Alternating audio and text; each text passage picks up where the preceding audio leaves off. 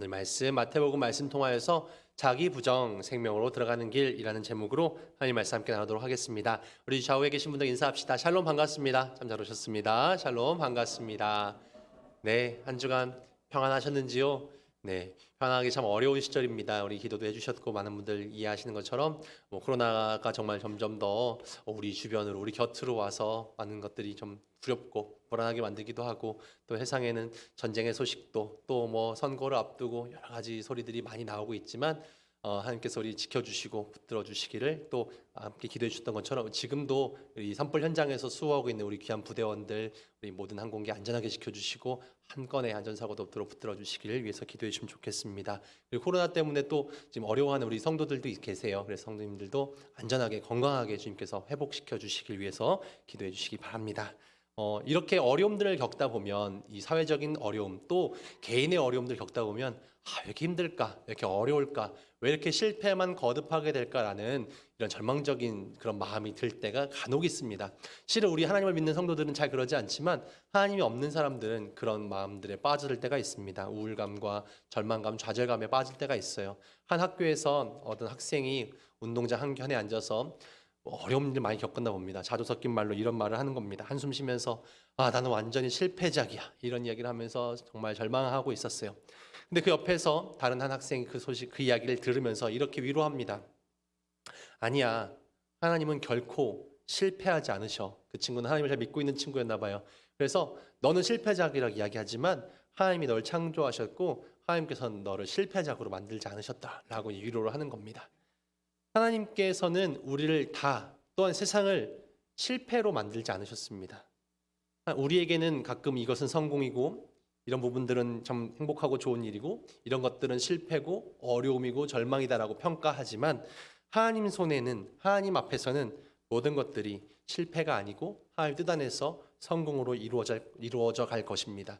이것을 믿는 것이 바로 신앙이고 믿음입니다. 지금 우리 앞에 있는 현실과 상황은 어렵고 힘들고 실패라 평가될 수도 있으나 하나님 안에서 이것들은 역전될 것이고 변화될 것이고 이 일을 통해서 더 아름다운 일들이 펼쳐질 것이라는 것을 믿는 것, 사회도 개인도 이렇게 될 것을 믿는 것이 바로 우리의 신앙이고 우리의 믿음인 것입니다. 하나님의 창조는 처음부터 화려하고 밝고 이런 것에서 시작되지 않습니다. 하나님께서 태초에 천지를 창조하실 때도 그랬습니다. 세상이 처음은 혼돈하였고 공허하였고 어둠이 깊었습니다. 창세기 1장 2절 말씀 볼까요? 하나님께 세상을 창조하실 때 땅이 혼돈하고 공허하며 흑암이 깊음 위에 있고 세상은 지금 혼돈하고 공허하고 어둠이 가득해 있었습니다. 하지만 하나님은 그 상황 가운데 계셨고 그 상황 가운데서 말씀하시죠. 빛이 있으라 하니까 빛이 생겼고 그 빛을 만드신 하나님께서는 보이기에 참 좋다라고 말씀하셨습니다. 지금도 살아가고 있는 우리 땅은 혼돈하고 질병과 전쟁과 산불과 온갖 어려움들이 가득하지만 실패한 것처럼 보여지는 세상이지만 우리를 너무 힘들게 하지만 나아가 개인의 삶에서 절망하는 일도 있지만 실패한 자신의 몰골을 보면서 나는 안 되는 사람인가 나는 실패작인가 라며 절망하기도 하지만 이런 흑암과 같은 상황 속에서 하나님께서는 역사하십니다. 그리고 그 가운데서 창조로 시작하시죠. 빛이 있으라. 세상 가운데 우리 개인의 삶에도 이런 하나님의 음성이 들려지길 소망합니다. 빛이 있으라. 우리 인생 가운데 빛이 있어지고 우리 부대 가운데 이 민족 가운데 온 세상 가운데 하나님의 음성이 들려져서 정말 새로운 빛으로 새로운 창조의 역사가 있어지길 소망합니다. 이것을 우리가 들으면서 신앙생활을 했으면 좋겠어요. 우리가 하나님과 씨름하면서 이런 음성을 매일매일 들어야 합니다. 빛이 있으라. 우리가 하나님과 함께하면서 빛을 누리고 새롭게 창조되어지고 지금 세상은 실패라고 여기고 내 스스로도 실패가 아닌가라고 의심할 때 아니 하나님 안에 있어서 우린 실패가 아니고 절망이 아니고 새롭게 빛을 발하며 함께 아름다운 세상으로 나아간다. 성공으로 나아간다라는 믿음이 있었으면 합니다. 세상과 현실의 답을 찾다 보면 실패일 때가 있어요. 세상은 정답을 정해놨거든요. 세상은 이만큼 돈이 있어야 이만큼 누려야 이만큼 위치에 있어야 성공이라고 평가합니다. 10명이 있다면 그 가운데 최소한 5등 안에 들어야 성공이지.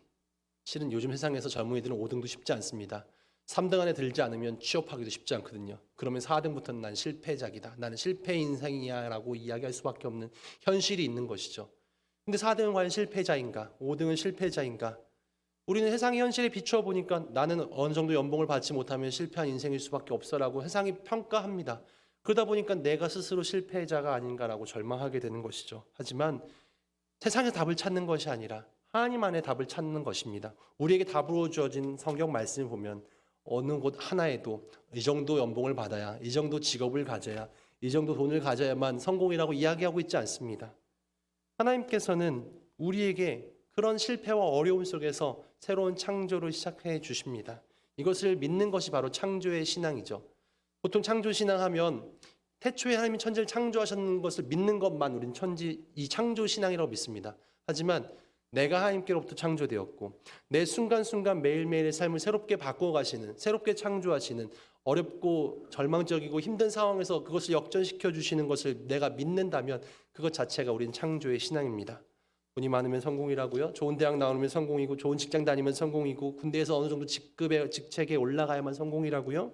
내가 누리고 싶은 걸 다 누려야만 성공입니까? 저도 원합니다. 전 세계를 여행하고 좋은 경험들을 많이 하고 맛있는 음식을 먹고 편안하게 누리는 것, 성공이라고 생각할 때도 있겠어요. 하지만 성경은 어느 곳에 봐도 그런 것이 성공이라고 이야기하고 있지 않습니다. 예수님은 어떻습니까? 성공한 분입니까? 실패한 분입니까? 불행히도 그분은 돈이 없었고 변변한 직장도 없었고 학벌도 없었고 출세도 못했습니다. 오히려 그는 로마에 반역한 국가 반역죄로 하나님께 모독했다는 불경죄로 십자가에 처형당하셨습니다. 세상의 눈으로 보면 그는 철저하게 실패한 사람처럼 보여집니다. 하지만 예수님은 십자가에 달려 돌아가시기 직전에 이런 말씀을 하시죠. 다 이루었다. 내가 원했던 것을 이루면 성공한 인생 아닙니까? 예수님은 내가 원했던 것을 다 이루셨습니다. 나는 다 이루었다. 그러면 성공한 인생이죠. 우리는 과연 어떻습니까? 내가 이 땅에 살면서 내가 이루고 싶은 것들을 얼마나 이뤄가고 계십니까? 아침에 9시에 우리 신도들과 함께 예배하면서 여러분 성공한 군생활 하고 계십니까?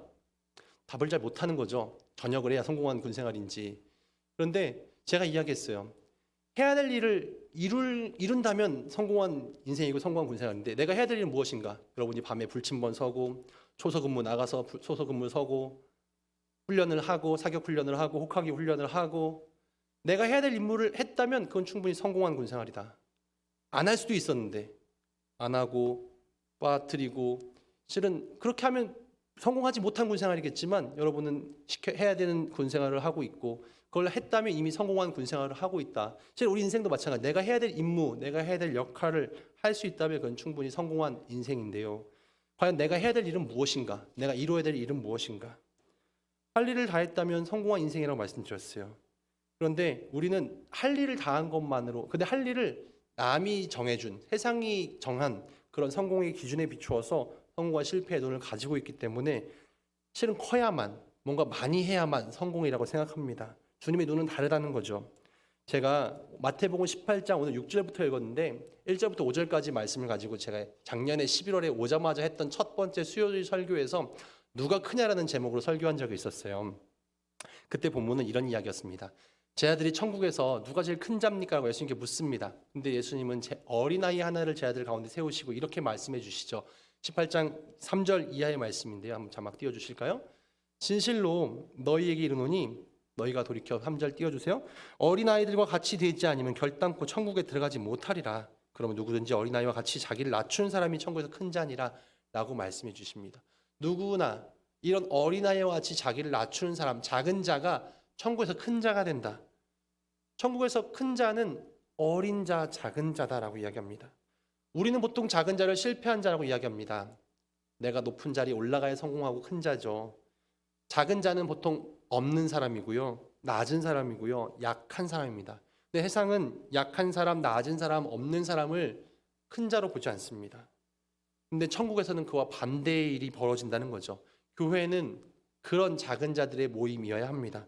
세상에서 근데 작은 자로 살기가 쉬운가요? 쉽지 않습니다. 여러분도 경험하실 거예요. 작은 자는 삶이 늘 버겁습니다. 없는 자의 서러움은 늘 있는 것이죠. 여러분도 경험하시지 않습니까? 군대에서도 계급이 낮으면 좀 서러워요. 요즘엔 대우해준다, 뭐 많이 바뀌었다고 하지만 아무래도 직책이 계급이 하나라도 올라가야 좀 더 편해지는 건 사실입니다. 꼭 연봉만의 문제가 아니에요.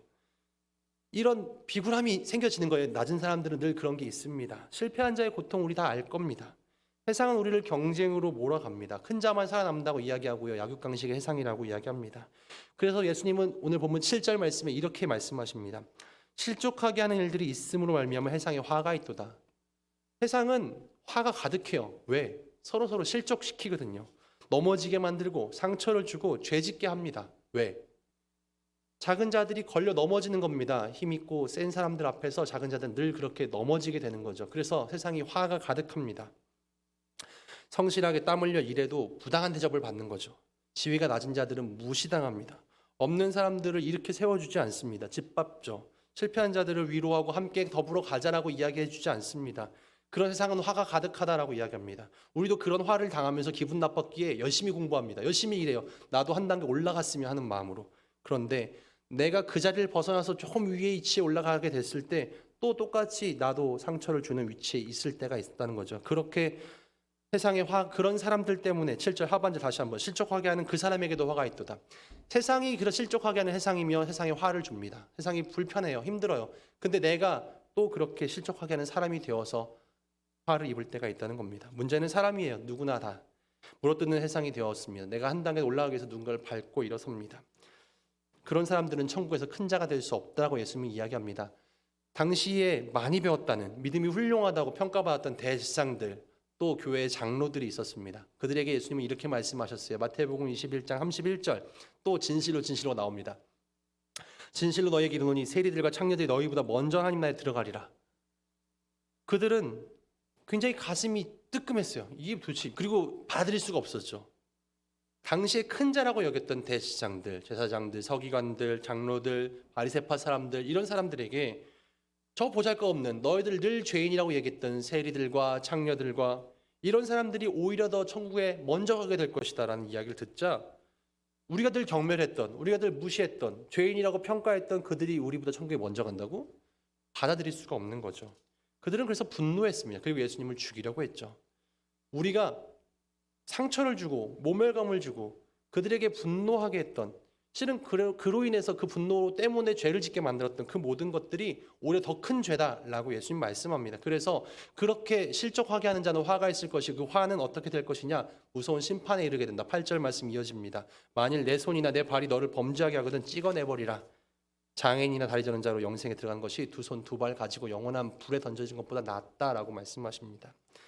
우리도 가끔요 대놓고 손가락질 하진 않지만 우리 마음으로 뭔가 좀 이렇게 연약한 사람들을 위해서 손가락질 할 때가 있어요. 실은 연약한 사람들은 우리가 기도해야 될 대상이고 자비를 베풀어야 될 대상이고 좀 더 우리의 발을 가지고 다가가야 될 대상입니다. 그들을 소망으로 이끌어야 될 사명이 우리에게 있어요. 근데 우리는 내가 얼마 전까지는 그 위치에 있었으면서 내가 열심히 노력해서 난 이 자리까지 왔는데 저들은 열심히 하지 않았기에 저들은 게을러서 아니면 뭐 여러 가지 이유를 가지고 그냥 그 사람들이 가지지 못한 것에 많이 배우지 못한 것에 능력을 발휘하지 못한 것에 심성이 삐뚤어진 것에 그냥 분노하고 경멸하죠. 그런 마음들 우리 안에 있다는 거죠. 근데 그런 마음들이 그런 손과 발이 있다면 그것은 큰 죄이고 그 죄를 가지고 영원한 불에 들어가는 것보다는 차라리 그 손 잘라내버려라 라고 주님 말씀합니다. 굉장히 심판의 메시지처럼 들려져요. 무섭죠. 예수님 굉장히 강한 어조로 말씀하시죠. 그렇게 할 바에는 차라리 연자맷돌 목에 메고 바다에 빠져 죽어라. 그 손과 발 잘라서 그렇게 살아라. 오히려 예수님이 이렇게 공격적인 말을 하실까? 그런데 이것은 심판의 메시지가 아니고 알고 보면 구원의 메시지입니다. 그런 마음 가지고 있다면 그런 작은 자들을 사랑해주지 않고 경멸하는 마음과 무시하는 마음과 정죄하는 마음으로 가지고 산다면 영원한 불에 빠질 수밖에 없다. 차라리 그렇다면 그거 잘라내고라도 너희가 영생을 누려야 되지 않겠니? 라고 이야기하시는 거죠.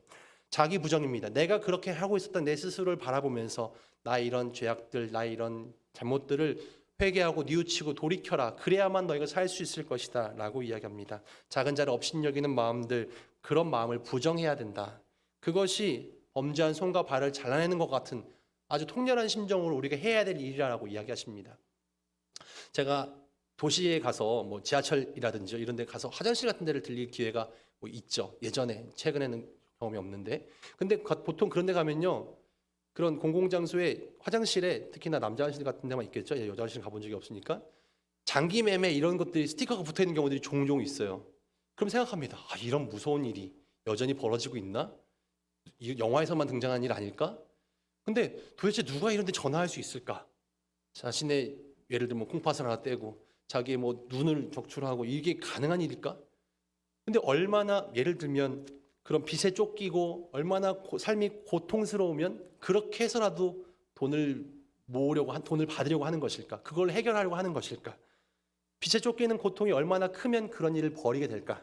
생각해 보면서 예수님의 심판도 그런 메시지, 이런 뜻을 담고 있습니다. 죄에 쫓기는 사람은 정말 그런 심정으로 이것을 빨리 해결하지 않고서는 영원한 불못에 빠질 수밖에, 영원한 지옥에 빠져 고통당할 수밖에 없다는 마음을 가지고 이거 빨리 제하지 않으면 큰일 난다. 도려내야 된다. 그런 이야기죠. 손과 발을 정말 잘라내라는 얘기가 아니라 죄로부터 해방받기 위해서는 그렇게 남을 경멸하는 마음, 남을 바꾸서 일어서려는 마음들을 빨리 부정해야 된다는 겁니다. 내가 손과 발을 자를 정도로 치열하게 자기 부정을 행해야 된다. 그 마음을 지워버려야 된다. 그것이 쉽지 않기에 우리가 열심히 해내야 되는 것이죠. 8절에 영생을 이야기하고 계십니다. 영생에 들어가기 위해서 이렇게 얘기하죠. 근데 영어 성경 보면요, 이 영생으로 번역된 단어가 라이프로 되어 있어요. 헬라어 성경 주석이, 오늘 성경 보면 주석이 나와 있죠. 그리고 헬라어에는 생명이라고 표현된다라고 되어 있습니다. 헬라어 성경에도 조에 생명이라고 번역된 단어로 쓰여진 단어예요. 예수님 말씀하셨어요. 근데 우리나라 번역을 하면서 영생이라는 표현을 썼죠. 보통 우리 영생하면요, 막 불로장생을 생각합니다. 영원히 죽지 않는 것. 네. 실은 하나님 나라에서 영원히 사는 것. 근데 예수님의 말씀은 하나님 나라에서 죽은 다음에 영원히 사는 것을 이야기하지 않으셨고 그냥 삶을, 라이프, 생명을 이야기하셨어요. 그러니까 원문에 없는 얘기가 첨가됐어요. 근데 복음서의 생명이란 사람답게, 사람됨으로 하나님께서 처음 인간을 창조하신 그 하나님의 형상을 가진 인간답게 살아가는 삶을 얘기합니다. 그것이 바로 천국이라는 거죠. 생명으로 살기 위해서는 자신을 부정하고 그 손과 발 부정한, 남을 경멸하고 무시하고 작게 여겼던 그 마음들을 잘라버리고 서야 삶을 살 수 있다. 이렇게 얘기하신다는 겁니다. 안 그러면 지옥에 갈 수밖에 없다. 불에 갈 수밖에 없다. 불은 무엇입니까? 불타오르죠. 모든 걸 태워버립니다. 네. 남을 짓밟고 경멸하고 그렇게 욕심을 부리고 그 욕심이 지옥불이 되어서 우리를 고통으로 몰아갈 겁니다. 그 지옥불을 꺼야 하는 것이죠. 그러기 위해서 9절, 너의 눈이 너를 범죄하게 든 너의 눈을 빼버려라. 한 눈으로 영생에 들어가는 것이 두 눈을 가지고 지옥불에 던져지는 것보다 낫다라는 말씀까지 이어집니다. 우리는 내 욕심에 불타서 남을 경멸하고 멸시하고 적대시합니다. 그런 눈이 있다면 하나님 빼버리라고 이야기하십니다. 하나님께서는 소중한 자, 하나님께서는 아주 나의 사랑하는 아들로, 사랑하는 딸로 만드셨는데 그 사람을 무시한다? 그 사람을 소중히 여기지 않는 나의 눈이 있다? 그런 눈이 있다면 그 눈은 빼버리라는 겁니다. 당시에 예수님 당시 사람들은요, 장애인들을 이렇게 평가했습니다. 당시에 맹인들, 시각장애인을 볼 때 요한복음 41장에 보면 그 바리새인들은 시각장애인을 경멸의 눈으로 보았습니다. 저가 눈을 보지 못하게 된 것이 그의 부모의 죄인가 그의 죄인가 이런 얘기를 하고 있었어요. 당시에 장애를 갖고 있다는 것은 태어날 때부터 장애를 가진 사람들이 있죠. 그러면 그 사람이 아이가 죄를 짓진 않았을 테니까 그의 부모가 죄를 지었기 때문에 애가 이렇게 고통받는구나 이렇게 평가했어요. 그렇다면 그 사람은 죄가 있는 집안에 태어난 아이니까 죄인인 거죠. 죄인이 고통받는 건 너무 당연한 일이에요. 그러니까 그 장애인들을 아주 무시하고 멸시했죠. 그런 풍조가 이스라엘 문화에 있었다는 거예요. 예수님은 이걸 비판합니다. 너희가 작은 자라고 얘기하는 장애를 가진 사람, 고통받는 사람, 어려움 당하는 사람들을 너희가 무시하고 멸시하고 정죄했지만 그들이 정말 그들의 죄 때문에 그 고난받는 것인가? 너희가 그들을 죄인으로 보는 그 눈 자체가 잘못된 눈이고 오히려 맹인인 눈이고 그런 눈이 있다면 빼버려라 라고 주님 말씀하십니다. 본다고 다 눈이 아니다.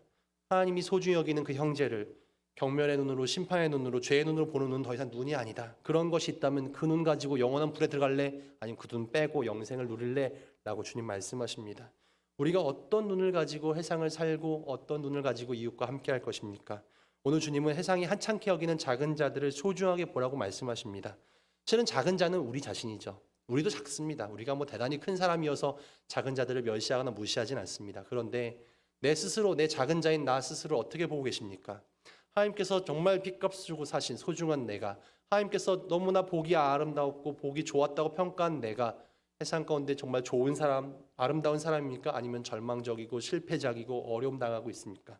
스스로가 내 스스로를 소중하게 귀하게 여기고 그렇게 창조된 우리 이웃들과 전우들과 동료들과 함께하는 세상을 그렇게 바라본다면 그 눈이 바로 생명을 살리는 천국이 될 것입니다. 작은 자들, 우리 가족, 자녀, 부모님, 교우들, 고통받는 이웃들, 그들을 우리가 어떤 눈으로 바라볼 것인가?